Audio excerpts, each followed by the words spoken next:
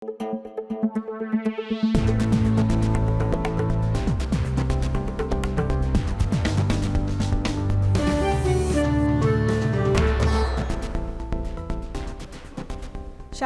এখন জনপদে, সঙ্গে আছি আমি শরীফ রওশন। জিয়া অরফানেজ ট্রাস্ট দুর্নীতি মামলার আপিলে খালাস পেলেন বেগম খালেদা জিয়া। তারেক সহ বাকি আসামিরাও নির্দোষ প্রমাণিত।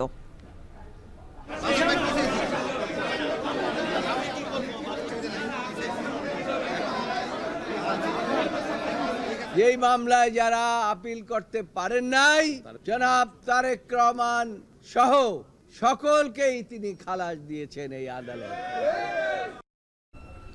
এ নিয়ে এখন জনপদে থাকছে বিস্তারিত।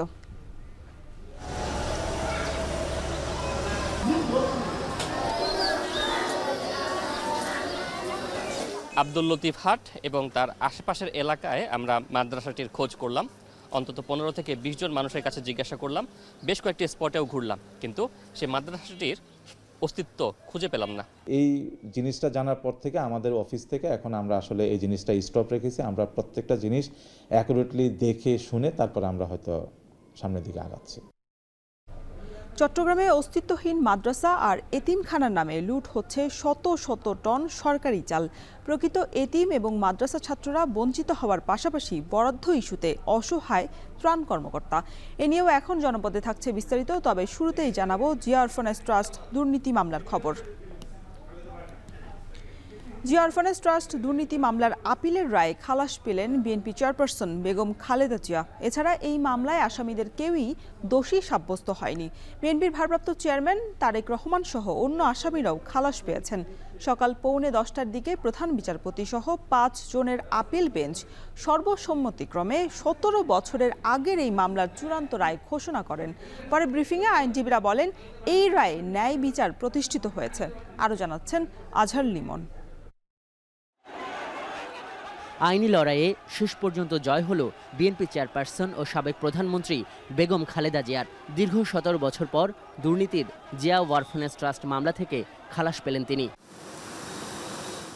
লিপ্ট আপিল গ্রহণের পর 4 দিন শুনানি শেষে বৃহস্পতিবার রায় ঘোষণার দিন সকাল 9:10টার দিকে এজলাসে ঢোকেন প্রধান বিচারপতি সহ আপিল বিভাগের নির্ধারিত বেঞ্চের 5 বিচারপতি।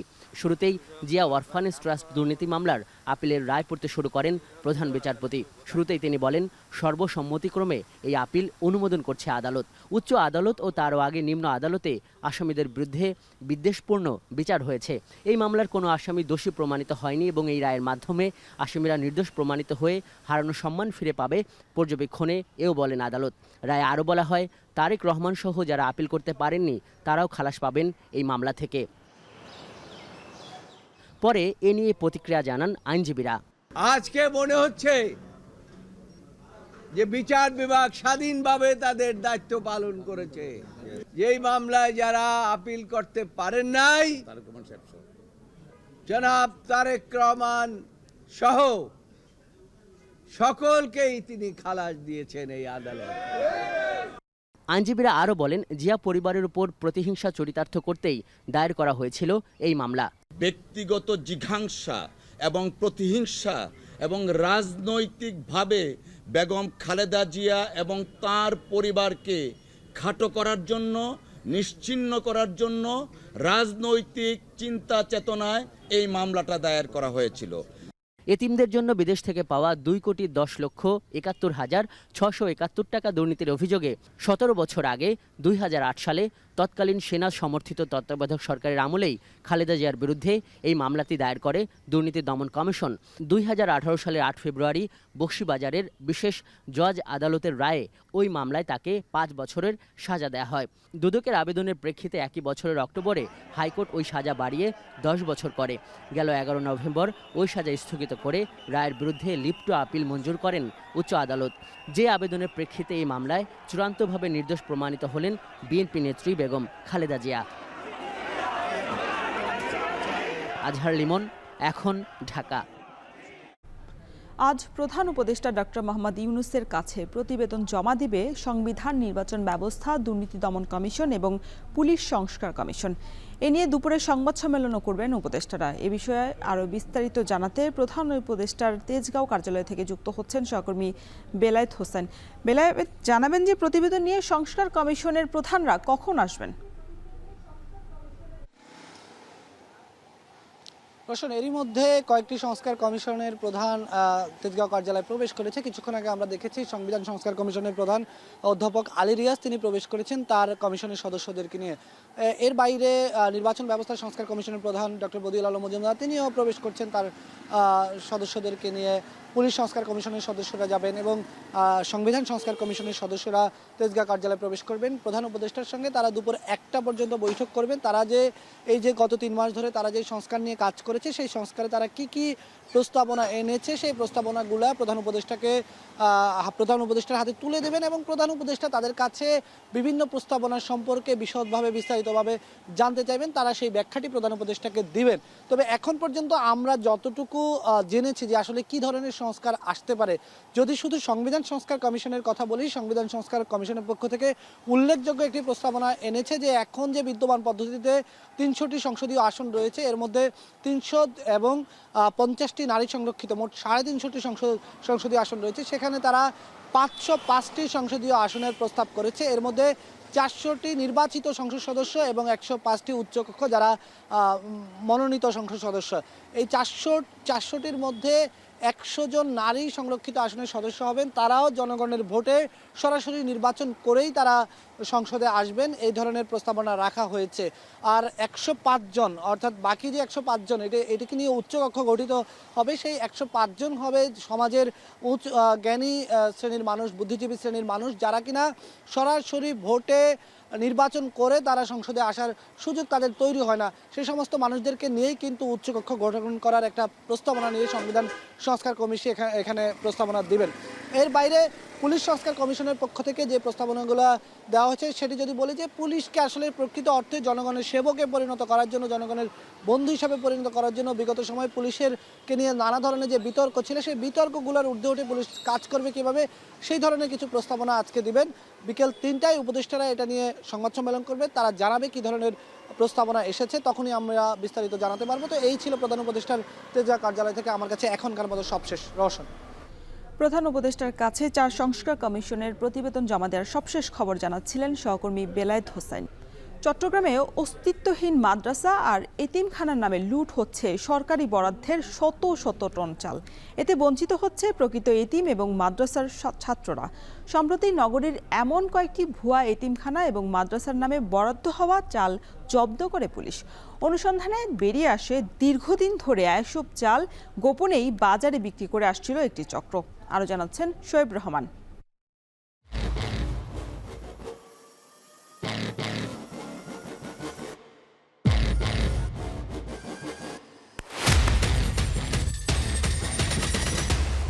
সরকার যে খাদ্য সহায়তা দেয় চট্টগ্রাম সহ আশপাশের জেলায় সেসব চাল বন্টন হয় এখান থেকে। প্রতিদিন বিভিন্ন গন্তব্যে ছেড়ে যায় চালবাহী শত শত ট্রাক। তেমনই 3টি ট্রাক শাহ আমানত সেতু পার হয়ে কক্সবাজার সড়কে যাওয়ার সময় আটক করে বাকলিয়া থানা পুলিশ। কিন্তু সরকারি সহায়তার চাল পুলিশ কেন আটক করল, সেখান থেকেই অনুসন্ধানের শুরু। পুলিশ জানায় নগরী থেকে দক্ষিণ চট্টগ্রামগামী এসব ট্রাকে প্রায় 20 থেকে 25 টন চাল ছিল, যা নগরীর বিভিন্ন মাদ্রাসা ও এতিমখানার জন্য বরাদ্দ। তবে নগরীর ভেতরকার প্রতিষ্ঠানের চাল কেন নগর ছাড়িয়ে বাইরে যাচ্ছিল সে সন্দেহ জাগে পুলিশের। এগুলো কোনোভাবে শহর থেকে বের হয়ে আনোয়ারার দিকে যাওয়ার সুযোগ নেই। আর এই চালের সাথে যারা জড়িত, এই ধরনের পাচারের সাথে যারা জড়িত তাদেরকে আমরা শনাক্তের জন্য কাজ করছি, সেই সাথে তাদেরকে অতি দ্রুত আইনের আওতায় নিয়ে আসার জন্য আমাদের টিম কাজ করছে।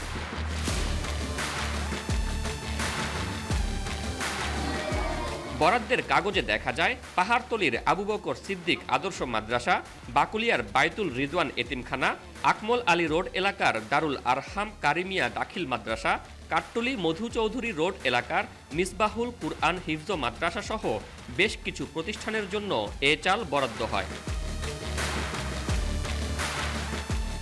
বরাদ্দপ্রাপ্ত প্রতিষ্ঠান বাইতুল রিদওয়ানের অবস্থান নগরীর বাকলিয়ার আব্দুল লতিফ হাট এলাকায়। সেখানে প্রতিষ্ঠানটির খোঁজ করলেও স্থানীয়রা কেউ এতিমখানাটির সন্ধান দিতে পারলেন না। আশেপাশের এলাকাতেও খুঁজলাম কিন্তু পেলাম না। ফোন নম্বর থাকলে এটা জানা যেত, কিন্তু ফোন নম্বর নেই।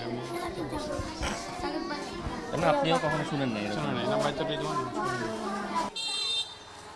প্রায় 1 ঘন্টা যাবৎ আব্দুল লতিফ হাট এবং তার আশেপাশের এলাকায় আমরা মাদ্রাসাটির খোঁজ করলাম। অন্তত 15 থেকে 20 জন মানুষের কাছে জিজ্ঞাসা করলাম, বেশ কয়েকটি স্পটেও ঘুরলাম, কিন্তু সেই মাদ্রাসাটির অস্তিত্ব খুঁজে পেলাম না। আমাদের কাছে আরও একটি মাদ্রাসার তথ্য আছে। এবার আমরা নগরীর সরাইপাড়ায় সেই মাদ্রাসাটির খোঁজ করতে রওনা হচ্ছি।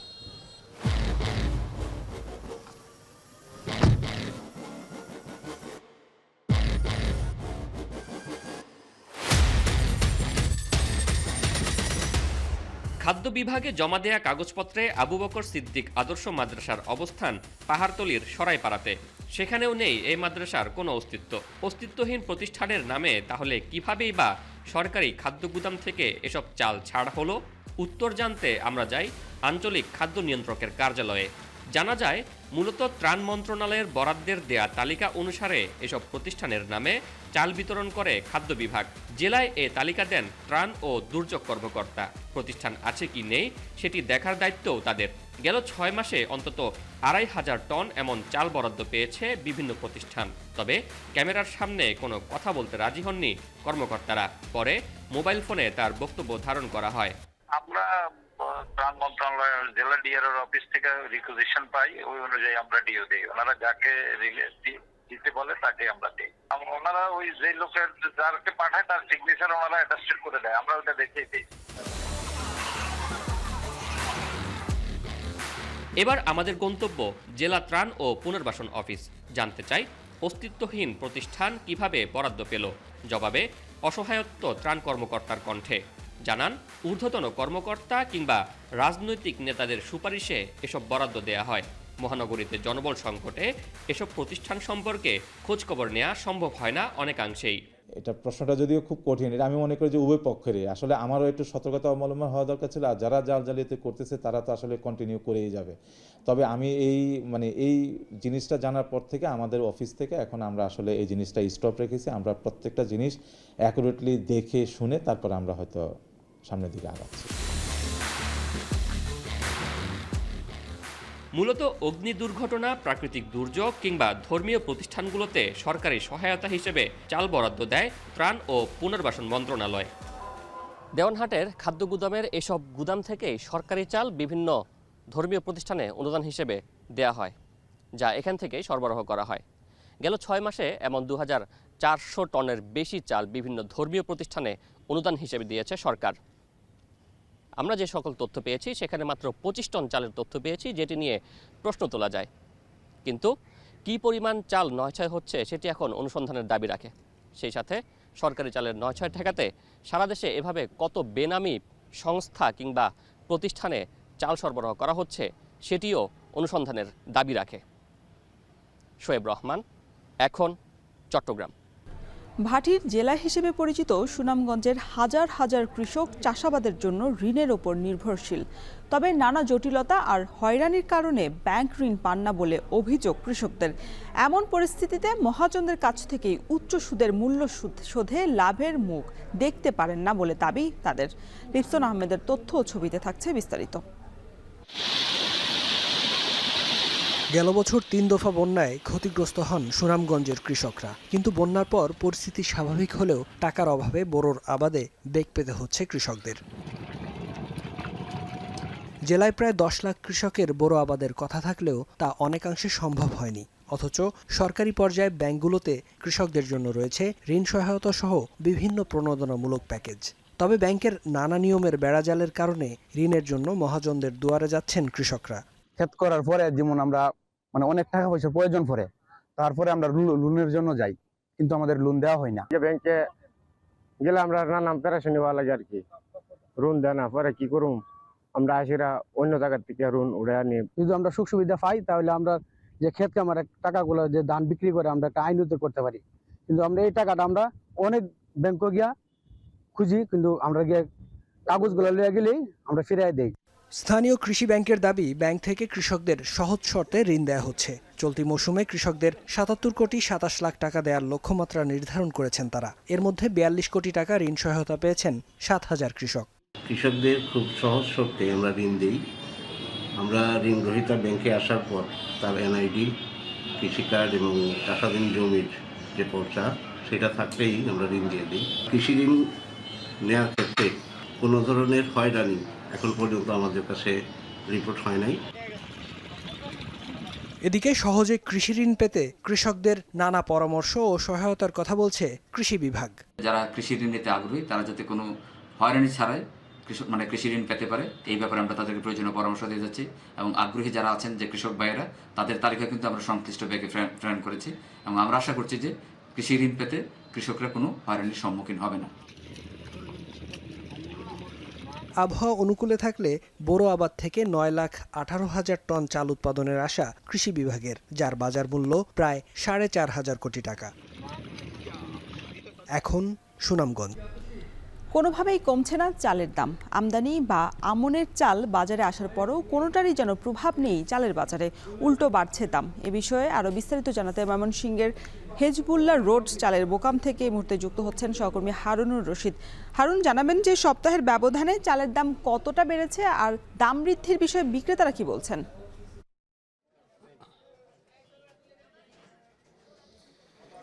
বিদেশ থেকে চালের আমদানি এবং আমন ধানের যে চাল সেটিও কিন্তু বাজারে এসেছে, কিন্তু তারপরেও চালের দামের যে ঊর্ধ্বগতি এটি কিন্তু কোনোভাবেই কমছে না। অর্থাৎ সাধারণ মানুষ যারা চাল কিনে খান তাদের কিন্তু যে দুর্ভোগ বা বাড়তি দামেই তাদের চাল কিনতে হচ্ছে। এটি যে এইবারের বেশ কিছুদিন যাবতই যে চালের দাম বাড়ছে, সেই চালের দামের বৃদ্ধি কিন্তু এখন অব্যাহত রয়েছে। এবং আমরা আছি এই মুহূর্তে ময়মনসিংহের পাইকারি চালের মুকাম হেজবুল্লাহ রোড এলাকায়। এখানকার যে চালের আড়তগুলো রয়েছে সবগুলো আড়তের কিন্তু আমরা কথা বলেছি এবং তারা যেটি বলছেন যে চালের যে দাম বাড়ছে সেই বৃদ্ধি কিন্তু কোনোভাবেই কমছে না। অর্থাৎ এখনও বাড়তি দামে বিক্রি হচ্ছে এবং এই কিছুদিন আগে বা সাম্প্রতিক সময়ে বিদেশ থেকে চাল আমদানি হয়েছে এবং আমন ধান কিন্তু একেবারে শেষ পর্যায়ে, আমন ধানেরও কিন্তু চাল বাজারে এসেছে, কিন্তু এর কোনো প্রভাব আসলে বাজারে পাওয়া যাচ্ছে না। এখনও বাজারে 28-29 জাতের যে চাল রয়েছে সেটি 64 থেকে 66 টাকা কেজি বিক্রি হচ্ছে এবং চিকন যে জাতের যে চাল যেমন নাজির, কাটারি এগুলো বিক্রি হচ্ছে 76 থেকে 78 টাকা কেজি আমরা জানতে পারছি। এবং এখানে পাইকারি বাজারের এই দাম এটি, এবং এটি যখন খুচরা বাজারে যায় তখন 1 থেকে আরও 2 টাকা কেজিতে বেড়ে যায়, যার কারণে কিন্তু যারা চাল কিনেন প্রতিনিয়ত তাদের যে দুর্ভোগ, এই দুর্ভোগ কিন্তু কোনোভাবেই কমছে না। এবং ব্যবসায়ী যারা আছেন তারা যেটি বলছেন, এই চালের মূল্য বৃদ্ধির কারণে কিন্তু তাদের বেচাকেনা অনেক কমে গেছে। অর্থাৎ অন্যান্য সময় যে পরিমাণ চাল তাদের বিক্রি হতো তার অর্ধেক চালও কিন্তু এখনও বিক্রি হচ্ছে না, যার কারণে কিন্তু ব্যবসায়ী যারা আছেন তারাও লোকসানের মধ্যে পড়েছেন। এবং ব্যবসায়ীরা যেটি বলছেন যে বিদেশ থেকে যে চাল আমদানি শুরু হয়েছে এই চাল আমদানির পরিমাণ আরও বাড়ে এবং যদি ডলারের মূল্য কমে যায় তাহলে কিন্তু চালের বাজারে কিছুটা প্রভাব পড়ার সম্ভাবনা রয়েছে। তবে সাধারণ মানুষ যেটি বলছেন, তারা আসলে এই দীর্ঘদিন ধরে চালের যে উচ্চ মূল্য এটি কিন্তু তারা কোনোভাবেই মানতে পারছেন না এবং তারা যেটি বলছেন যে সরকারিভাবে যে কোনো মূল্যেই হোক এটি একটি উদ্যোগ নেওয়া দরকার, একটা উদ্যোগ নেওয়া দরকার যেন সাধারণ মানুষ যে চালের যে বাড়তি দাম সেই বাড়তি দাম থেকে যেন তারা মুক্তি পান। এবং চালের বাজারের মূল্য বৃদ্ধির আরেকটি কারণ হিসেবে যেটি বলা হচ্ছে যে এখনও কিন্তু যে আমন ধান, সেই আমন ধানও কিন্তু দাম অনেক বেশি এবং এই আমন ধানের উচ্চ মূল্যের কারণেও কিন্তু আমন ধানের চালের যে বাজারের প্রভাব সেটি পড়ছে না। তো সব মিলিয়ে ক্রেতা বিক্রেতা সবাই আশা করছেন যেন সরকারি উদ্যোগের মাধ্যমে চালের দাম কিছুটা কমিয়ে আনা যায়। তো এই ছিল আমার কাছে ময়মনসিংহ থেকে চালের বাজারের সর্বশেষ। চালের দাম কেজিতে সপ্তাহের ব্যবধানে বেড়েছে 1 থেকে 2 টাকা পর্যন্ত। এতে ভোগান্তিতে পড়েছে ক্রেতারা। সে বিষয়ে বিস্তারিত জানাচ্ছিলেন সহকর্মী হারুনুর রশিদ। নাটোরের চলন বিল এবং হালতি বিলে বোরো ধান রোপণে ব্যস্ত সময় পার করছেন কৃষকরা। তবে দেখা দিয়েছে সার সংকট। এ বিষয়ে বিস্তারিত জানাতে নাটোরের চলন বিল থেকে যুক্ত হচ্ছেন সহকর্মী মাহবুব হোসেন। মাহবুব, জানাবেন যে সংকটের কারণ হিসেবে সার সরবরাহকারীরা কি বলছেন? জি রওশন, আপনি যেমনটি বলছিলেন যে নাটোরের যে চলন বিল এবং হালতি বিলে কিন্তু এখন পুরোদমে যে বোরোর রোপণ মৌসুম সেটি কিন্তু শুরু হয়েছে। তবে কৃষকরা কিন্তু এই মুহূর্তে কিন্তু তারা যে দেখতে পাচ্ছেন যে যেসব কৃষকরা রয়েছেন তারা কিন্তু ধান রোপণ করছেন, তবে এসব জমিতে ধান রোপণের আগে তারা কিন্তু কাদাতে যে টিএসপি এবং ডিএপি যে সার সেটি কিন্তু তারা প্রয়োগ করেন, এতে করে ধানের যে গ্রোথটা সেটি কিন্তু বৃদ্ধির জন্য। তবে কৃষকরা বলছে যে এই মুহূর্তে তারা কিন্তু সেই যে নন ইউরিয়া সার রয়েছে টিএসপি এবং ডিএপি তারা সেটি সরবরাহ পাচ্ছেন না ডিলারদের কাছ থেকে। আমি এই মুহূর্তে রয়েছি নাটোরের সিংড়া চলন বিলে, এখানে প্রায় 25 জন ডিলার রয়েছে। এই 25 জন ডিলারের মাধ্যমে চলন বিলে সার কিন্তু বিতরণ করা হয়। তবে ডিলাররা যেটি বলছে যে তারা যে বাফার গোডাউন রয়েছে বিসিআইসি সেখান থেকে তারা কিন্তু পর্যাপ্ত সার পাচ্ছে না। এই সার না পাওয়ার কারণে কিন্তু তারা কৃষকদেরও কিন্তু সেভাবে দিতে পারছে না। এই এই সময় কিন্তু সার সংকট থাকার কথা না, তারপরে কিন্তু কৃষকরা এই সারের যে সেটি কিন্তু প্রকট আকার ধারণ করেছে সার সংকট। কৃষি বিভাগও কিন্তু বারবার বাফার গোডাউনে তারা যে চাহিদা দিয়ে কিন্তু সেভাবে সার পাচ্ছে না। আপনাকে যদি একটু জানিয়ে রাখি যে এই মুহূর্তে চলন বিলে প্রায় 1000 মেট্রিক টন কিন্তু নন ইউরিয়া টিএসপি এবং ডিএপি সারের প্রয়োজন, সেই তুলনায় কিন্তু এখানে সার নেই। এবং বাফার গোডাউনের তাদের বিরুদ্ধে বেশ কিছু অভিযোগও করেছে ডিলাররা, যে উপজেলাগুলোতে এখন সার প্রয়োজন নেই সেই উপজেলাগুলো কিন্তু তারা সার বিতরণ করছে, এতে করে কৃষকদের যে সার সংকট সেটি কিন্তু আরো প্রকট আকার ধারণ করেছে। এবং কৃষকরা যখন সার পাচ্ছে না তারা কিন্তু বিভিন্নভাবে খোলা বাজারে তারা যখন সার কিনতে যাচ্ছেন বিভিন্ন মাধ্যমে তখন কিন্তু তাদেরকে দ্বিগুণ দামে সার ক্রয় করতে হচ্ছে, অর্থাৎ যেখানে 1300 টাকা সরকারি দাম রয়েছে সেই জায়গায় কিন্তু তাদেরকে 1650 টাকায়, অর্থাৎ এই যে 300 থেকে যে 400 টাকা যে বাড়তি দাম সেই বাড়তি দামে কিন্তু তাদেরকে সার ক্রয় করতে হচ্ছে। এতে করে চলন বিলে কৃষকরা যেটি বলছে যে তাদের যে বড় রোপণের যে খরচটা সেটি কিন্তু তাদের দ্বিগুণ খরচ হচ্ছে, অর্থাৎ এই খরচটা কিন্তু তারা না কমাতে পারলে আগামী দিনে যখন বড় রোপণে তারা কিন্তু বেশ ব্যাঘাত ঘটছে এবং এটি ব্যাহত হচ্ছে। তো রওশন, এই ছিল চলন বিল থেকে সার সংকট নিয়ে আমার কাছে সবশেষ তথ্য। নাটোর থেকে যুক্ত ছিলেন সহকর্মী মাহবুব হোসেন। দাম বৃদ্ধি পাওয়ায় জয়পুরহাটে বেড়েছে আখের উৎপাদন, ফলে বেড়েছে চিনির উৎপাদনও। আখ মাড়াই এবং চিনির উৎপাদন নিয়ে এ বিষয়ে বিস্তারিত জানাতে জয়পুরহাট চিনিকল থেকে যুক্ত হচ্ছেন সহকর্মী মাজেদুর রহমান। মাজেদ, জানাবেন যে জয়পুরহাট চিনিকলে এবার কি পরিমাণ চিনি উৎপাদনের সম্ভাবনা রয়েছে? হ্যাঁ রওশন, জানিয়ে রাখি প্রথমে সেটি হলো সক্ষমতার দিক থেকে কিন্তু জয়পুরহাট চিনিকল দেশের সবচেয়ে বড় চিনিকল, অর্থাৎ প্রতিদিন কিন্তু এখানে 2000 মেট্রিক টন আখ মাড়াই করার সক্ষমতা রয়েছে। সেই চিনিকলে কিন্তু গত ডিসেম্বরের 20 তারিখ থেকে এখানে যে মাড়াই মৌসুম সেটি কিন্তু শুরু হয়েছে, এখনও চলছে। আপনারা দেখতে পাচ্ছেন যে কৃষকরা যে আখ নিয়ে এসেছে সে আখগুলো এখানে ডোঙ্গায় ফেলছে, তারপরে এখানে কেটে ভিতরে রস করে তারপরে আস্তে আস্তে প্রসেস করে কিন্তু চিনি উৎপাদন হচ্ছে। আর এই চিনি উৎপাদন যদি বলি সেটি হলো এখানে প্রায় সর্বোচ্চ চিনি উৎপাদন হয়েছিল 1994-95 মাড়াই মৌসুমে, তখন কিন্তু এখানে 22,000 মেট্রিক টন চিনি উৎপাদন হয়েছিল। কিন্তু সেই চিনি উৎপাদন আস্তে আস্তে কমতে কমতে 21-22 যে মৌসুম ছিল সেখানে কিন্তু মাত্র 1000 মেট্রিক টন 1600 মেট্রিক টন চিনি উৎপাদন হয়েছিল, অর্থাৎ চিনি উৎপাদনের দিক থেকে কিন্তু খুবই কম ছিল 2021-22 মাড়াই মৌসুমে। সেখান থেকে কিন্তু আস্তে আস্তে আবার একটু বাড়তে শুরু করেছে। এইবারে 50,000 আখ মাড়াই করে প্রায় 3000 মেট্রিক টন চিনি উৎপাদনের লক্ষ্যমাত্রা নির্ধারণ করেছে এবং আজকে পর্যন্ত এখানে 1600 মেট্রিক টন কিন্তু চিনি উৎপাদন হয়েছে। আরও চিনি কলটি চলবে প্রায় আরও 15 দিন। সেখানে ধারণা করা হচ্ছে প্রায় 3000 মেট্রিক টন চিনি হয়তো উৎপাদন হবে, অর্থাৎ যে চিনি কলের একেবারে কম ছিল আখ মাড়াই সেখান থেকে কিন্তু আস্তে আস্তে বাড়ছে। এর কারণ হিসাবে এখানে মিল কর্তৃপক্ষ এবং কৃষক যেটি বলছে সেটি হলো আখের দাম কিন্তু বাড়িয়েছে। গত এবছর কিন্তু 240 টাকা মন দরে কিন্তু আখ কিনছে, ফলে কৃষকরা কিন্তু একটু আগ্রহী হচ্ছে। তাছাড়া এখানে কৃষকদের প্রণোদনার ব্যবস্থা রয়েছে এবং সাথী ফসল করার ফলে কিন্তু তাদের যে আগে আখ লাগানো ছেড়ে দিয়েছিলেন সেটি কিন্তু আবার পুনরায় উজ্জীবিত হচ্ছে। এই ক্ষেত্রে কিন্তু আস্তে আস্তে আখটা বৃদ্ধি হতে শুরু করেছে এবং চিনি উৎপাদন একটু হলেও বাড়ছে। তবে এখানে বলে রাখি যে দেশের যে 15টি চিনিকল রয়েছে তার মধ্যে কিন্তু 6টি চিনিকল এখনও বন্ধ রয়েছে। গত 4 বছর আগে হঠাৎ করে এই 6টি চিনিকল বন্ধ করে দেওয়া হয়, ফলে যে চিনির যোগান সেটি কিন্তু আরও কমতে থাকে, ফলে আমদানি যে নির্ভরশীলতা সেটা কিন্তু বাড়ছে। তাই এখানকার যে কর্তৃপক্ষ এবং শ্রমিকরা বলছেন যে তারা যদি এই 6টি চিনিকল চালু করা যায় তাহলে হয়তো চিনি উৎপাদন আরও বাড়বে এবং চিনির যে বাজার অস্থিতিশীল সেটা হয়তো অনেকটা কমে আসবে। আসবে রোশন। তো এই ছিল আমার কাছে জয়পুরহাট চিনিকল থেকে আখ মাড়াইয়ের এবং দাম দর নিয়ে সর্বশেষ। জয়পুরহাট থেকে যুক্ত ছিলেন সহকর্মী মাজিদুর রহমান। এদিকে পঞ্চগড়ে মহানন্দা থেকে যুগ যুগ ধরে পাথর সংগ্রহ করে কয়েক হাজার পরিবারের চলছে জীবিকা। এখন নদীতে নেই পানি, মিলছে না আগের মতো পাথরও। এর ফলে কমেছে শ্রমিকদের আয়ও। নানা চ্যালেঞ্জের মধ্যে এরপরও দুমুঠো ভাতের আশায় রোজ পাথর খুঁজে ফেরেন হাজারো শ্রমিক। লুৎফর রহমানের প্রতিবেদনে দেখুন বিস্তারিত। তেঁতুলিয়ার সর্দারপাড়ার বাসিন্দা ষাটুদ্দর জাকির হোসেন জীবনের 3 দশক মহানন্দা থেকে পাথর তুলে সংসার চালিয়েছেন, কিন্তু নদীতে এখন আর আগের মতো পাথর না মেলায় হতাশা তার চোখে মুখে। পানি থাকলে সুবিধা হয়, পানি যদি না থাকে তাহলে সুবিধা হয় না। আর সারাদিনে কাজ করে 400-500 টাকা পাওয়া যায়। স্রোতস্বিনী মহানন্দার বুকে এখন ধুধু বালুচর। আগের মতো পানি না থাকায় মিলছে না পাথর। তবু ভোর হতেই পাথর তুলে রুটি রুজির আশায় নদীতে নামেন শ্রমিকরা। আগে দিনভর পাথর তুলতে পারলেও এখন দুপুর পর্যন্ত সময় বেঁধে দেওয়া হয়েছে। তার সাথে যোগ হয়েছে নানা প্রতিবন্ধকতা। কোনো শিল্প কারখানা নাই আমাদের এখানে, বেকারের সংখ্যাটা বেশি।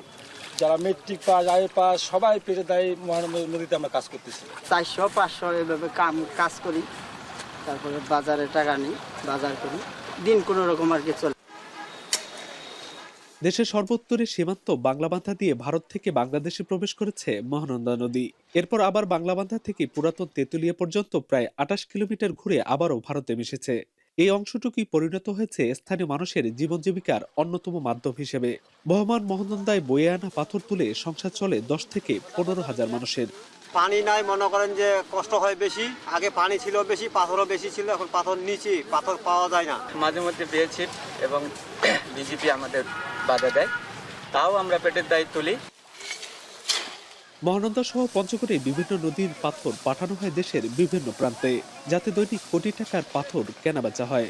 বিভিন্ন ধরনের কোয়ালিটি আসে, যার যেটা লাগে সেটা আমাদেরকে অর্ডার করলে আমরা সেই ক্ষেত্রে পাঠাই দিই। বিভিন্ন এলাকায় ঢাকা, বগুড়া, রাজশাহী, খুলনা। যেটা ছোট সাইজ এটা আপনার 15-20 টাকা সেফটি। যেটা বেশি একটু বড় সাইজ 1 ইঞ্চি সেটা আমি কিনি এখানে 40 থেকে 45 এবং 52-55 পর্যন্ত কিনি। উপজেলা নির্বাহী কর্মকর্তার আশ্বাস, পাথর শ্রমিকদের যে কোনো প্রয়োজনে পাশে আছেন তারা। পাশাপাশি তাদের বিকল্প কর্মসংস্থানেরও চেষ্টা চলছে। বর্তমানে এই নদী থেকে পাথর খুব কম পাওয়া যাচ্ছে। আমাদের পাথর শ্রমিকরা এ কারণে কর্মসংস্থানের সংকটের মুখে পড়ছেন। তাদের কর্মসংস্থানের সংকট দূরীকরণের জন্য ঊর্ধ্বতন কর্তৃপক্ষকে জানিয়েছি। আমরা নিজেরাও চেষ্টা করছি অন্য কোনোভাবে তাদেরকে প্রণোদনার ব্যবস্থা করে দেওয়া যায় কিনা। মহানন্দা কেবল একটি নদী নয়, হাজার হাজার মানুষের জীবন জীবিকার নাম। জীবনমান উন্নয়নে এই নদী টিকিয়ে রাখার দাবি স্থানীয়দের। দুকুলে সারি সারি গ্রাম আর ফসলি মাঠ, মাঝখান দিয়ে বয়ে চলে ক্ষীণ মহানন্দা। এই মহানন্দা কেবল একটি নদী নয়, হাজার হাজার মানুষের জীবিকার নাম। লুৎফর রহমান, এখন পঞ্চগড়। চাঁদপুরে এবার 1135 হেক্টর জমিতে মিষ্টি কুমড়ার আবাদ হয়েছে। তবে ফলন ভালো হলেও কাঙ্ক্ষিত দাম না পাওয়ায় হতাশ কৃষকরা। এ বিষয়ে আরো বিস্তারিত জানাতে হাজীগঞ্জ উপজেলার বাকিলা এলাকা থেকে যুক্ত হচ্ছেন সহকর্মী তালহা জুবায়ের। তালহা, জানাবেন যে মিষ্টি কুমড়ার দাম না পাওয়ার কারণ কি, আর এ নিয়ে কৃষকরা কি বলছেন?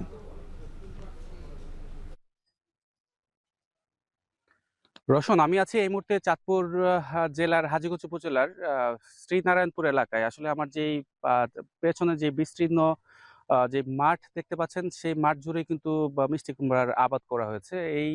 এই যে মাঠ, এটা খোয়ার বিল নামে কিন্তু পরিচিত রয়েছে এবং এই এক বিলের মধ্যে প্রায় 500 হেক্টর জমি জুড়ে কিন্তু মিষ্টি কুমড়ার আবাদ করা হয়েছে। আসলে আমি কথা বলেছিলাম জেলা কৃষি কর্মকর্তাদের সাথে। তারা যেটা বলছেন যে গেল বছরের তুলনায় এবছর যেই আবাদ করা হয়েছে তা কিন্তু গেল বছরের তুলনায় প্রায় দ্বিগুণ জমিতে, অর্থাৎ প্রায় 1100 হেক্টর জমিতে কিন্তু এই মিষ্টি কুমড়ার আবাদ করা হয়েছে, যেখানে হাজীগঞ্জ উপজেলাতেই প্রায় অর্ধেক 600 হেক্টরের মতো কিন্তু জমিতে মিষ্টি কুমড়ার আবাদ করা হয়েছে। তো আসলে যেটা কৃষকরা বলছেন যে গেল বছরের তুলনায় এবছর মিষ্টি কুমড়ার আবাদ বেশি হওয়ার কারণে কিন্তু অন্যান্য বছরের তুলনায় কিন্তু এবছর ফলন বেশ ভালো হয়েছে এবং যার কারণে কিন্তু যারা ক্রেতা রয়েছেন তাদের কিন্তু দাম সেভাবে পাচ্ছেন না। তারা বলছেন যে গেল বছর যেখানে প্রতি কেজি মিষ্টি কুমড়া তারা 15 থেকে 20 টাকা দরে বিক্রি করেছেন, সেখানে কিন্তু এই বছর তা 6 থেকে 10 টাকা দরে কিন্তু বিক্রি করতে পারছেন। তো আসলে সার্বিক বিষয় মিলিয়ে তারা বলছেন যে 1 গুণ্টা জমিতে তাদের খরচ হয়েছে 1.5 থেকে 2,000 টাকা কিন্তু প্রতি গুণ্টা জমিতে খরচ হয়েছে। কিন্তু সেই তুলনায় কিন্তু এখন দাম কম হওয়ার কারণে কিন্তু তাদের যে ফলন ভালো হওয়ার ফলেও কিন্তু তারা কিন্তু সেইভাবে লাভবান হচ্ছেন না বলে কিন্তু জানিয়েছেন। আসলে রওশন, চাঁদপুরের এই প্রায় 1100 হেক্টর জমিতে যে মিষ্টি কুমড়ার আবাদ করা হয়েছে, গেল বছর কিন্তু সেখানে প্রায় অর্ধেক জমিতে কিন্তু আবাদ হয়েছিল। তবে এবছর চলতি বছর কিন্তু তারা লক্ষ্যমাত্রা ধরেছে প্রায় 24,000 মেট্রিক টন মিষ্টি কুমড়া উৎপাদন হবে বলে কিন্তু তারা মনে করছেন। তো যারা কৃষি কর্মকর্তা যারা রয়েছেন তারা বলছেন যে চলতি বছর মিষ্টি কুমড়া আবাদের আগে তারা কৃষকদেরকে প্রশিক্ষণ দেওয়ার পাশাপাশি বীজ এবং সার সহায়তা করেছে, এবং যার কারণে কিন্তু তারা এবছর বেশ ভালো মিষ্টি কুমড়ার আবাদ পেয়েছে বলে তারা জানিয়েছেন। এবং আশপাশের চাঁদপুরের বিভিন্ন যে জেলা শহর রয়েছে, বিশেষ করে ঢাকা, কুমিল্লা, এই সমস্ত জায়গা থেকে অন্যান্য বছর পাইকাররা কিন্তু কৃষক পর্যায়ে এসে কিন্তু মিষ্টি কুমড়া কেনার জন্য আসতো, কিন্তু এবছর কিন্তু এখন পর্যন্ত আসেনি, যার কারণে কিন্তু কৃষকদের একটু শঙ্কার মধ্যেই কিন্তু তাদের দিন কাটছে। তো সবকিছু মিলিয়ে এই ছিল আমার কাছে চাঁদপুর থেকে মিষ্টি কুমড়ার আবাদের সবশেষ। চাঁদপুরে মিষ্টি কুমড়ার আবাদের বিষয়ে বিস্তারিত জানাচ্ছিলেন সহকর্মী তালহা জুবায়ের। স্বল্প সময়ে উৎপাদনশীল হলেও আশানুরূপ দাম মেলে না। কয়েক বছর আগে এমন পরিস্থিতির কারণে সরিষা আবাদ থেকে মুখ ফিরিয়ে নিয়েছিলেন কৃষকরা। তবে বর্তমানে ভোজ্য তেলের ঊর্ধ্বমুখী বাজার আর ভালো দাম পাওয়ায় সরিষা চাষে আগ্রহ বাড়ছে নওগাঁর কৃষকদের। চলতি মৌসুমে জেলায় 60,000 হেক্টরের বেশি জমিতে চাষ হয়েছে সরিষার। আবহাওয়া অনুকূলে থাকলে শুধু এই জেলা থেকেই 99,165 টন সরিষা উৎপাদনের আশা কৃষি বিভাগের। আরও জানাচ্ছেন আব্বাস আলী। নওগাঁয় বিস্তীর্ণ মাঠ জুড়ে দোল খাচ্ছে সর্ষে ফুল, যেন রাঙিয়ে দিয়েছে ফসলের মাঠ। শ্রম আর খরচ কম হওয়ায় মধ্যবর্তী ফসল হিসেবে বরেন্দ্র জেলাটির 11টি উপজেলার মধ্যে 9টি উপজেলায় সরিষা চাষ বেড়েছে। মান্দা উপজেলার কুরকুচি গ্রামের কৃষক শ্রীপদ গেল বছর 7 বিঘা জমিতে দেশীয় জাতের সরিষা চাষ করে ফলন পেয়েছিলেন বিঘা প্রতি 6 মণ করে, যেখানে 1,25,000 টাকার সরিষা বিক্রি করে লাভ হয় 80,000 টাকা। এবারও একই পরিমাণ জমিতে সরিষার আবাদ করেছেন এই কৃষক। বেচে দিলে সরিষা বা দাম তখন কম পাওয়া যায় 2700-2800, আর ছুঁয়ে দিলে মনে করেন যে 3500-3600 পাওয়া যায়। ভোজ্য তেলের উচ্চ মূল্যের কারণে সরিষা চাষ ঘিরে গ্রামীণ অর্থনীতিতে সমৃদ্ধির হাতছানি। কৃষকদের আশা শেষ পর্যন্ত আবহাওয়া অনুকূলে থাকলে উৎপাদন ভালো হওয়ার সাথে মিলবে আশানুরূপ দামও। 1 বিঘা মাটিতে করলে পরে আমরা হয়তোবা বুনে দিয়েছি 5,000 খরচ করলে হয়তোবা 16,000-15,000 পাওয়া যায়। এবছরে আশা করছি যে 3,000 টাকা মণ বিক্রি করব, আর এ টাকা দিয়ে আমরা ইরি আবাদটা করব। সরিষার যে বাড়তি অবশিষ্ট অংশ রয়েছে, যেমন পাতা, ফুল, ফল, এগুলো পড়ে জমিতে একটা জৈব সারে রূপান্তরিত হয়, ফলে আমাদের কীটনাশক ব্যবহার কম করতে হয়। যদি ভোজ্য তেল হিসেবে এটাকে ব্যবহার করি তাহলে আমার মনে হয় আমরা সরিষার দামটাও বেশি পাবো এবং সরিষার আবাদও অনেক বেশি হবে। কৃষি বিভাগের তথ্য মতে চলতি মৌসুমে জেলায় 60,100 হেক্টর জমিতে সরিষা চাষ হয়েছে, যার মধ্যে বেশিরভাগ জমিতেই উন্নত জাতের বাড়ি 4-5 ও বাড়ি 7 এবং 14 জাতের সরিষার আবাদ হয়েছে। এদিকে ভোজ্য তেলের চাহিদা পূরণে এবং আমদানি নির্ভরতা কমাতে সরিষা চাষে কৃষকদের উদ্বুদ্ধ করছে কৃষি বিভাগ। এছাড়া কৃষকদের সার ও বীজ সহায়তা সহ সার্বিক সহযোগিতাও করছে কৃষি বিভাগ। ভোজ্য তেলের যে চাহিদা এটা অনেকটাই সরিষার তেল দ্বারা পূরণ করা সম্ভব। এই লক্ষ্যে কৃষি সম্প্রসারণ অধিদপ্তরের আমরা মাঠ পর্যায়ে কাজ করছি, যাতে দিন দিন এই তেল জাতীয় ফসল বিশেষ করে সরিষার আবাদটা সম্প্রসারণ করা যায়। চলতি মৌসুমে জেলায় 99,165 টন সরিষা উৎপাদনের লক্ষ্যমাত্রা নির্ধারণ করা হয়েছে, যার বাজার মূল্য আনুমানিক 743 কোটি টাকার বেশি। সংশ্লিষ্টদের আশা, চাহিদা অনুযায়ী সরিষার উৎপাদন বাড়ানো গেলে সয়াবিন আমদানিতে ব্যয় কমবে, লাভবান হবে দেশের কৃষক। এখন নওগাঁ। মেহেরপুরে বেড়েছে শীতকালীন ফুলের চারা বিক্রি, এতে লাভবান হচ্ছেন জেলার নার্সারি মালিকরা। এ সময় গাঁদা, চন্দ্রমল্লিকা, গোলাপ, ডালিয়া, কসমস, সিলভিয়া, গ্লাডিওলাস ফুলের চারা বেশি বিক্রি হয় বলছেন নার্সারি মালিকরা। মেহেরপুর থেকে মুজাহিদ আল মুন্নার প্রতিবেদনে দেখুন বিস্তারিত। রং বেরঙের ফুলে রঙিন হয়ে উঠেছে মেহেরপুরের নার্সারি। ফুলে ফুলে উড়ে বেড়াচ্ছে বর্ণিল প্রজাপতি। ফুল চাষে ব্যস্ত সময় পার করছেন নার্সারির শ্রমিকরা। বাগানীরা জানান, বাণিজ্যিকভাবে নার্সারিতে ফুলের চারা বিক্রির সবচেয়ে উপযুক্ত সময় শীত ও বসন্তকাল। এই সময়ে ফোটে গাঁদা, ডালিয়া, অতসী, রজনীগন্ধা, চন্দ্রমল্লিকা, গোলাপ, ক্যান্ডেলা সহ অর্ধশতাধিক ফুল। বাড়ির ছাদ কিংবা বারান্দা সাজাতে এসব ফুল কিনতে ক্রেতাদের ভিড় বাড়ছে বাগানে। চন্দ্রমল্লিকা যত রকম কালেকশন আছে সব কয়টাই আমার লাগবে। নার্সারিতে আমি 3টা পাইছি, আর অন্য নার্সারিতে যে আর বাদ বাকিগুলো কিনবো। ফুল সংগ্রহের জন্য আমরা এই শীতের সময়তে ফুলের বিভিন্ন গাছ সংগ্রহের জন্য আর কি বিভিন্ন নার্সারিগুলোতে আসছি। আমরা একটা বাগান করেছি, তো বাগানে কিছু চারা নেওয়া হয়েছে আর কিছু নিব, তো সেজন্য আমরা ঘুরে ঘুরে দেখছি কোন জায়গাতে গাছপালা আছে। প্রতিটি নার্সারিতে গড়ে 10,000 থেকে 1 লাখ পর্যন্ত গাছের চারা তৈরি করেছে নার্সারির মালিকরা। প্রকারভেদে প্রতিটি চারা বিক্রি হচ্ছে 50 থেকে 200 টাকায়। বেচা কেনা বাড়ায় খুশি বাগান মালিকরা। এখন সব থেকে বেশি বিক্রি হচ্ছে ইনকা গেন্দা, সালভিয়া, স্টার, তারপরে সেলোসিয়া, চন্দ্রমল্লিকা। এখানে আমার দিন 1100-1200 টাকা আয় হয়। এগুলো অনেক সময় বাইরের দেশ থেকে সহযোগিতাও লাগে, সেগুলো যদি সরকারি থেকে যদি সহযোগিতা করে তো নার্সারি মালিকদের জন্য অনেক সুবিধা হয় এবং এটা আরও সামনে আগানোর চেষ্টা, এদের আগ্রহ বেশি বাড়বে। চলতি মৌসুমে মেহেরপুরে প্রায় 10 কোটি টাকার ফুলের চারা উৎপাদনের লক্ষ্যমাত্রা ধরা হয়েছে। মেহেরপুরে টোটাল ডিস্ট্রিক্ট 6 থেকে 700 নার্সারি আছে। চারা উৎপাদন প্রায় 8 থেকে 10 লক্ষ, বিভিন্ন প্রজাতির, শীতকালীন আর কি। মেহেরপুরের 3 উপজেলায় ছোট বড় মিলিয়ে শতাধিক নার্সারি রয়েছে। প্রশিক্ষণের মাধ্যমে দক্ষতা বাড়াতে পারলে এই খাতে আরও বেশি কর্মসংস্থানের সুযোগ রয়েছে বলছেন সংশ্লিষ্টরা। এখন মেহেরপুর। পটুয়াখালীর কলাপাড়ায় চলছে মাসব্যাপী তারুণ্যের উৎসব মেলা 2025, যার অংশ হিসেবে প্রেস ক্লাব চত্বর মাঠে শুরু হয়েছে 3 দিন ব্যাপী মাছ মেলা। এই বিষয়ে আরও বিস্তারিত জানাতে যুক্ত হচ্ছেন সহকর্মী জসিম পারভেজ। পারভেজ, জানাবেন যে মেলায় মাছের সরবরাহ কেমন, আর মাসব্যাপী যে তারুণ্যের উৎসবের মেলা বলা হচ্ছে এখানে আরও কি কি আয়োজন আছে? দর্শন, আপনি যথার্থই বলেছেন যে আসলে মাসব্যাপী এই যে উৎসব শুরু হয়েছে সেই উৎসবের আয়োজনে ছিল বিজ্ঞান মেলা, তারপর কৃষি মেলা, আজ এই তৃতীয়বারের মতো আজকে শুরু হয়েছে মৎস্য মেলা।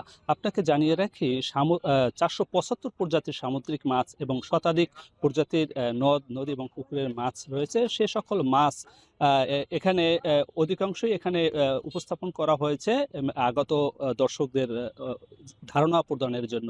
আপনাকে আরও জানিয়ে রাখি, এখানে যে উপকূলীয় অঞ্চলে যে সমুদ্রে লাগোয়া যে সকল নদ নদীতে সিউইড চাষ হচ্ছে, সেই সিউইড কিভাবে চাষ করা হয় সেগুলো ডেমনস্ট্রেশন পরিচালনা করা হচ্ছে এবং এখানকার যে মাছের যে অভয়াশ্রম গড়ে তোলা হয়েছে সে মাছের অভয়াশ্রমেরও ডেমনস্ট্রেশন প্রস্তুত করা হয়েছে।